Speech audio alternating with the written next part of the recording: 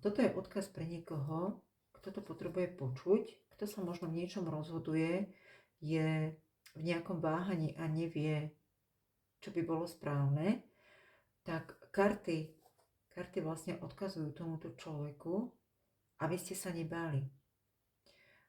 Je tu naozaj, vidím, veľké rozhodovanie, ako keby stáne na jednom mieste a premýšľanie o tom, ktorá je tá správna voľba, ktorou cestou sa vydať, aby to nebolo pre tohto človeka nejak nepríjemné, alebo aby ste sami seba neohrozili.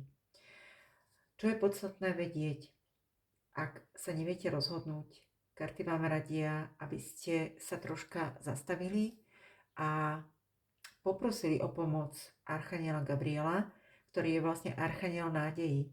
On vám dodá tú nádej a tú rozhodnosť do toho života a hlavne nájdete tú silu.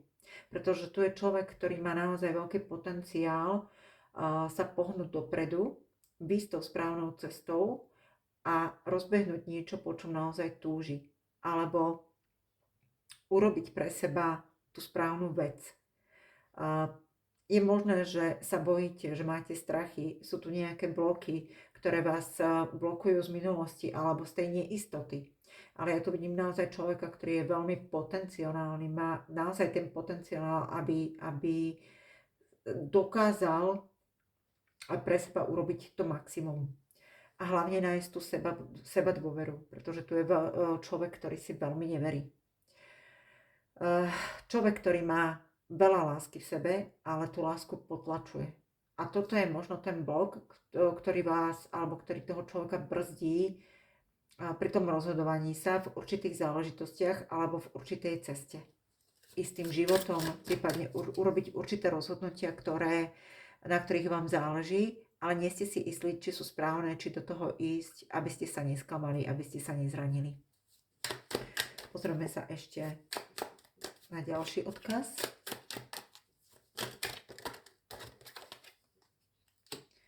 Je tu pocit nedostatku, životné naplnenie. Je potrebné, aby ste si uvedomili, že máte všetko, čo potrebujete k tomu životu. Toto je veľmi dôležité uvedomenie si, pretože pokiaľ budete stále žiť v tom, že vám niečo chýba, tak nedokážete vlastne nadobudnúť ten pocit tej plnosti, tej hojnosti.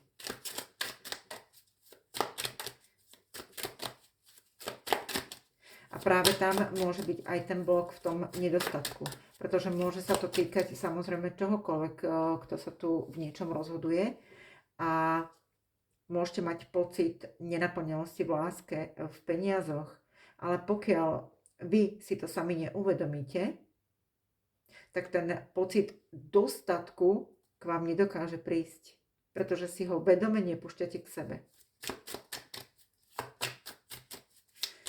Ešte jeden odkaz, čo vám karty chcú odkázať ešte k tejto ceste, k tomuto rozhodnutiu, k správnej voľbe, lebo niekto naozaj nevie, čo má spraviť, ako sa zachovať.